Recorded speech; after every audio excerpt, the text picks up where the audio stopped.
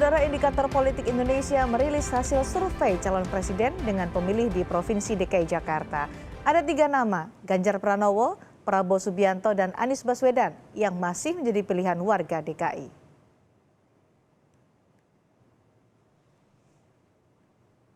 Lembaga Survei Indikator Politik Indonesia merilis hasil survei terbaru di DKI Jakarta terkait peta elektoral pemilu presiden, pemilu legislatif, dan pilkada Jakarta 2024.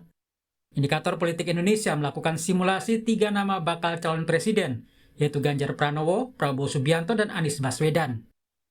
Hasilnya, warga Jakarta yang memilih Anies mencapai 42,4%, Ganjar Pranowo 33,2%, dan Prabowo Subianto 16,6%.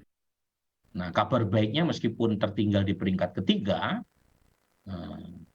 Pak Prabowo trennya naik ini dibanding Juli 2022. Nah, mungkin Pak Prabowo kan baru mulai bergerak sekitar awal 2023 ya. Nah, ini mulai ada dampaknya.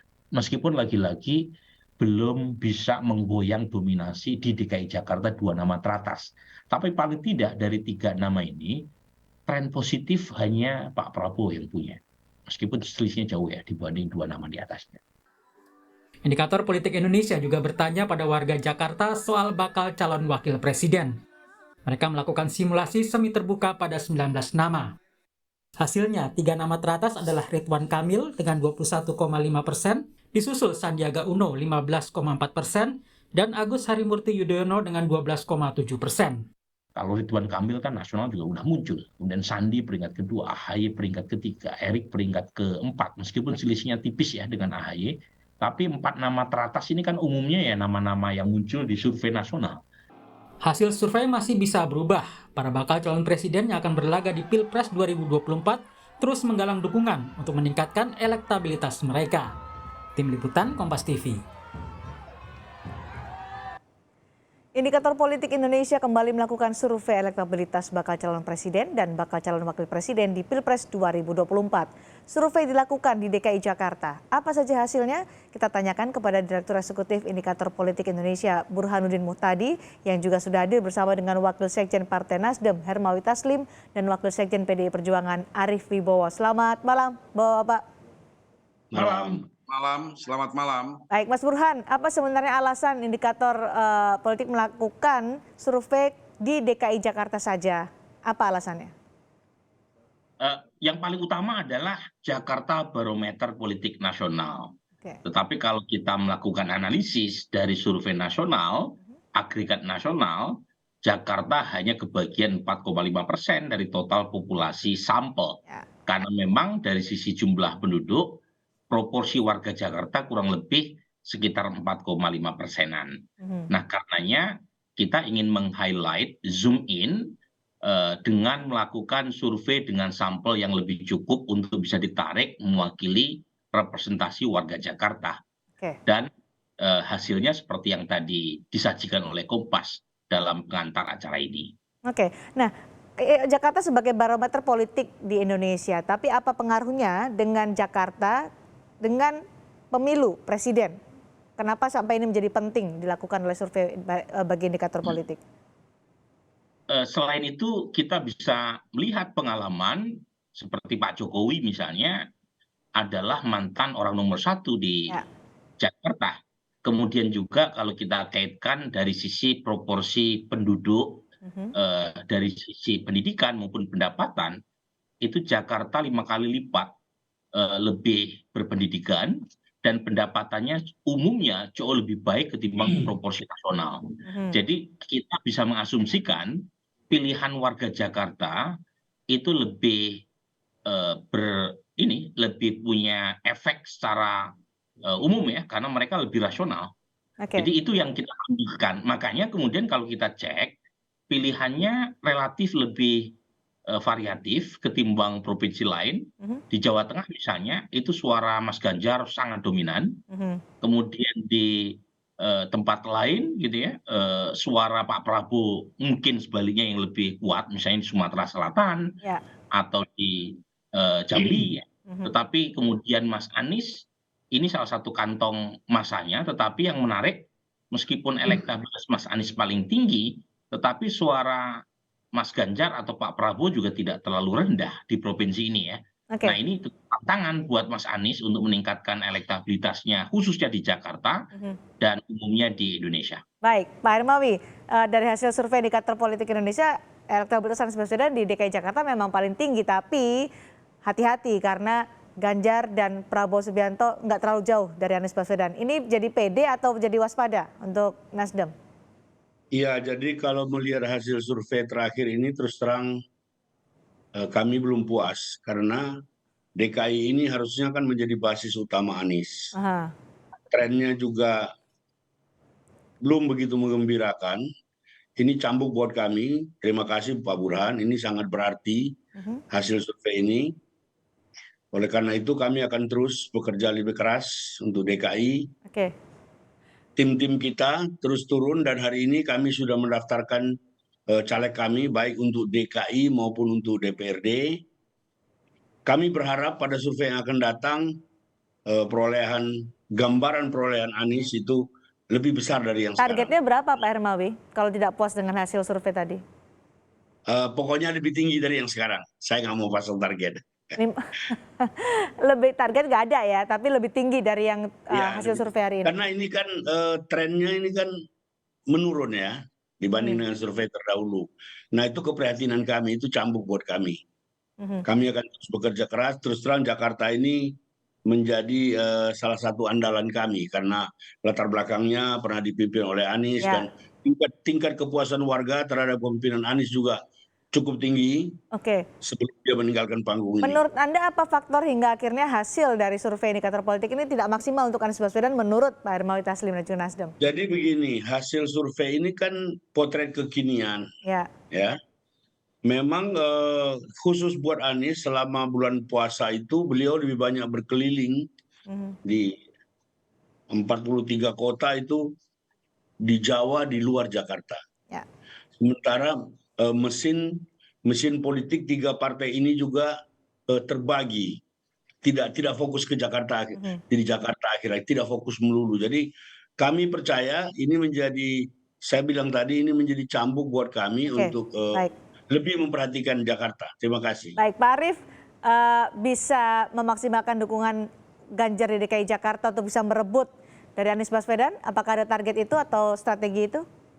Ya, sudah pasti semua wilayah kita akan kerja keras ya, termasuk wilayah yang selama ini kalau disurvei itu Pak Ganjar menang telak, misalnya Jawa Tengah. Ya. Yang sudah kuat, sudah banyak, dukungannya sudah besar ya ditingkatkan. Yang belum pasti kita akan berikhtiar semaksimal mungkin bekerja sehebat-hebatnya agar bisa menang di wilayah tersebut, apalagi Jakarta sebagai ibu kota. Dan saya kira masih ada kecukupan waktu ya untuk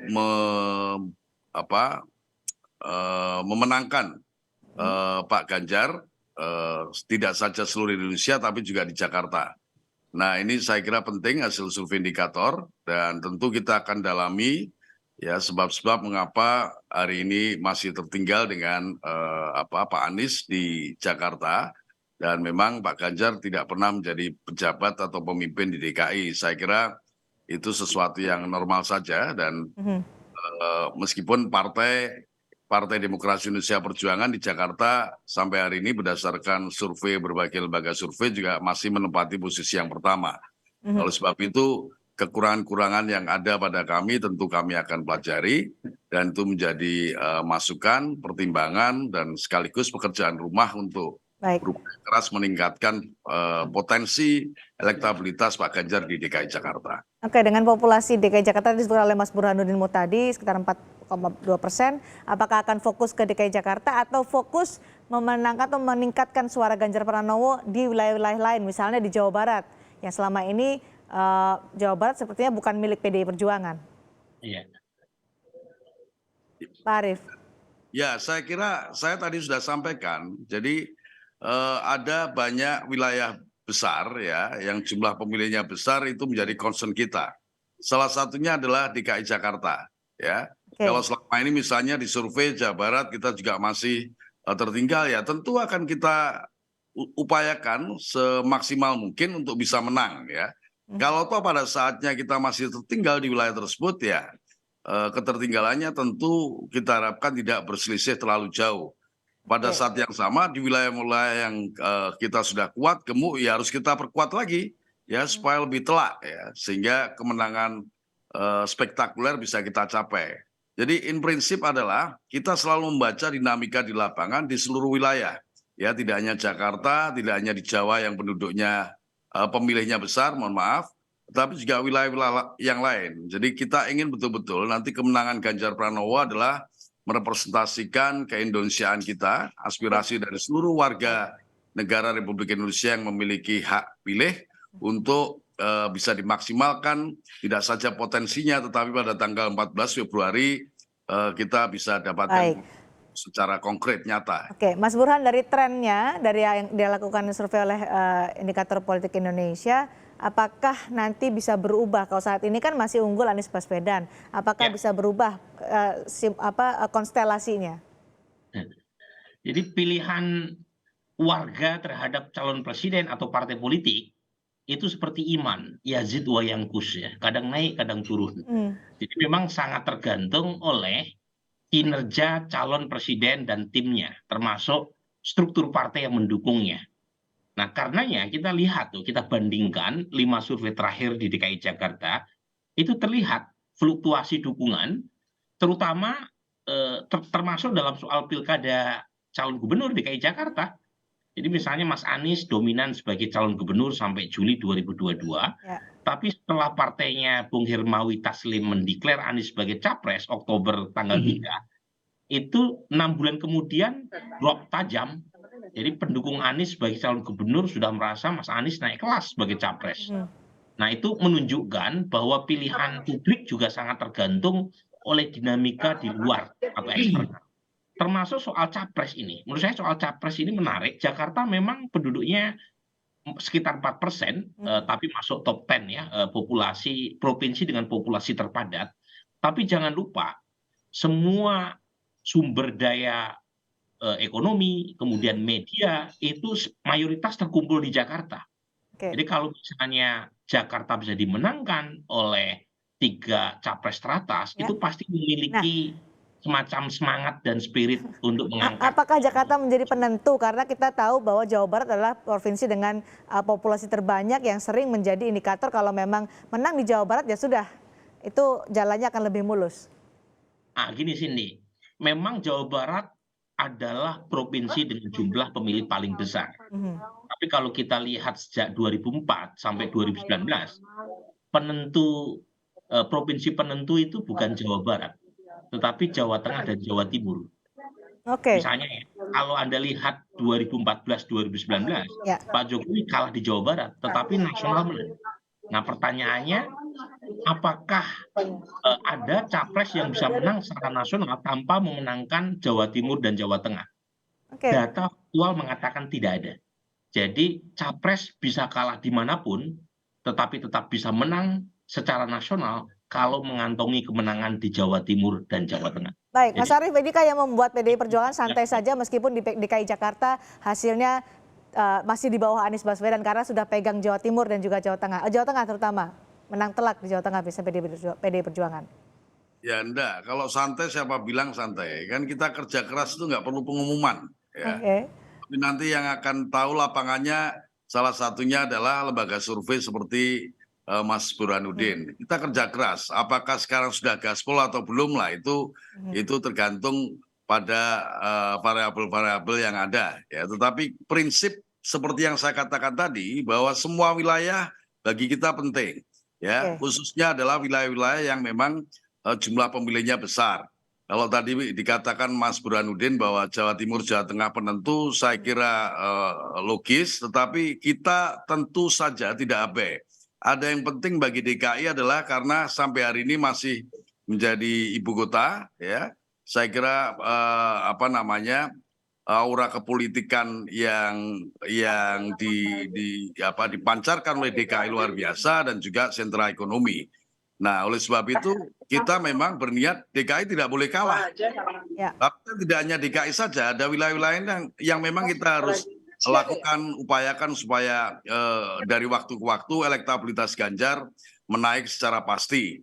Dan DKI salah satu wilayah yang menjadi perhatian atau atensi khusus bagi kami agar pada saatnya nanti memang betul-betul kita bisa petik kemenangan tidak saja Pak Ganjar tapi partai juga. Maksudnya Partai Demokrasi Indonesia Perjuangan pada pemilu legislatif yang akan datang. Baik, Pak Hermawi, lalu bagaimana mempertahankan elektabilitas Anies Baswedan tertinggi di DKI Jakarta sampai Pilpres nanti? Ada strategi tertentu? Mungkin strategi memilih bacawa pres? Jadi yang pertama kami ingin mengatakan bahwa dalam potret koalisi kami, DKI itu dijadikan salah satu lumbung karena latar belakang Anies dan seterusnya. Cara kami mempertahankan tentu yang pertama terus-menerus melakukan konsolidasi bersama relawan, dan yang tidak kalah penting Jakarta ini meskipun tadi berulang-ulang dikatakan jumlah pemilihnya tidak sebesar Jawa yang lain, tetapi ini kan psikologis sebagai ibu kota, sebagai pusat segalanya, dan DKI ini punya penduduk yang punya jaringan, punya keluarga di seluruh Indonesia. Saya kira yang paling banyak variannya kependudukan dengan kaitan dengan Jakarta, luar Jakarta itu DKI. Terus terang ini hasil survei ini betul-betul menjadi atensi kami, terutama karena tren menurun ini. Kami akan segera rapatkan barisan bersama mitra-mitra koalisi untuk memastikan pertama Anies tetap unggul di Jakarta, yang kedua keunggulannya lebih signifikan dari sekarang. Apakah salah satu strateginya adalah dengan menentukan bacawa pres yang tepat untuk Anies Baswedan? Sudahkah itu masuk dalam strategi? Salah satu, tetapi yang tidak kalah, yang terus-menerus dan tidak kalah penting adalah konsolidasi akar rumput. Sekarang kami sudah semakin intensif bersama-sama bersinergi dengan para relawan. Kalau soal wapres, saya kira cawapres tentu itu banyak faktor lain. Itu harus dibicarakan bersama-sama dengan partai koalisi lain. Tapi kami akan lakukan secara simultan bersama-sama. Sekali lagi terima kasih Burhan atas hasil survei ini. Ini betul-betul semakin membuat kita ngeh terhadap situasi yang sekarang. Baik, Mas Burhan. Unggul tetapi kita belum puas. Oke, Mas Burhan, apakah ada faktor bacawa pres yang bisa mempertahankan dukungan atau mempertahankan suara atau meningkatkan suara di DKI Jakarta? Ya, kalau ditanya kepada warga Jakarta, itu pilihan cawapresnya lebih beragam ketimbang Capres 3 aja gitu ya. Iya. Jadi kalau survei nasional kan mengerucut pada 4 nama. Kalau di Jakarta muncul nama Zulkifli Hasan, muncul nama Ahmad Sahroni ya, kader dari Partai Nasdem juga yang mendapatkan perolehan 2% ke atas. Jadi lebih variatif. Lagi-lagi karena tipikal warga Jakarta yang mungkin lebih well informed, lebih terdidik, sehingga pilihannya juga tidak mengerucut pada nama itu saja. Tapi lagi-lagi yang menjadi PR buat capres kan bukan hanya Jakarta, mungkin bisa positif mengangkat elektabilitas capresnya di Jakarta, tetapi belum tentu bisa menarik suara di tingkat nasional. Tapi apapun masih ada 10 bulan sebelum menuju pentas pertarungan 2024 dan sebelum pendaftaran di tanggal 19 Oktober.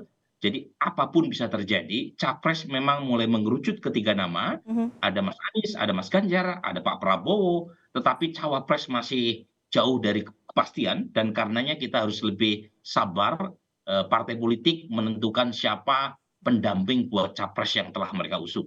Harus sabar, tapi ini menjadi daya ungkit juga ya bacawa pres untuk bisa meningkatkan elektabilitas dari masing-masing capres. PDI Perjuangan sudah punya nama calon pendamping Ganjar di Pilpres nanti? Itu yang harus sabar. Nanti pada saatnya akan diumumkan. Ya, yang penting kita sudah rumuskan. Dari 10 nama yang disebutkan Bu Mega, saya sudah punya 10 nama. Sudah mengerucut belum, Pak Arief? Kenapa? Lah ya itu nanti. Kan urusannya ketua umum partai. Urusan Ibu Megawati ya, bukan urusan saya. Tugas saya bersama teman-teman yang lain menguatkan dukungan satu kepada partai dan kedua kepada Pak Ganjar. Tentu bersama dengan para relawan, komunitas-komunitas masyarakat yang lain yang memberikan dukungan untuk kita kembangkan dan kita masifkan supaya apa yang kita harapkan DKI akan bisa kita rebut sebagai salah satu provinsi yang dimenangkan oleh partai maupun oleh Pak Ganjar sebagai calon presiden kita. Baik, Pak Hermawi, strategi untuk bacawa pres sudahkah dari Partai Nasdem atau masih nunggu seperti Pak Surya Paloh bilang, nunggu Ganjar, nunggu Prabowo dulu? Yang pertama seperti dikatakan Pak Surya Paloh, karena kita sudah yang pertama mengumumkan capres kita ingin menunggu. Main aman dulu ya. Menunggu salah satu koalisi mengumumkan cawapresnya. Yang kedua, kita sudah punya perjanjian kerjasama antar partai secara tegas dan eksplisit dikatakan bahwa cawapres itu ditentukan oleh Anies Baswedan. Kemudian Pak Anies sekarang sudah menugaskan tim kecil. Tim kecil itu wakil partai-partai bersama Pak Sudirman Said. Mereka terus-menerus berdiskusi. Sekarang sudah sampai kepada 5 nama. 5 nama itu ada yang dari internal koalisi, ada dari kalangan profesional, ada lintas gender.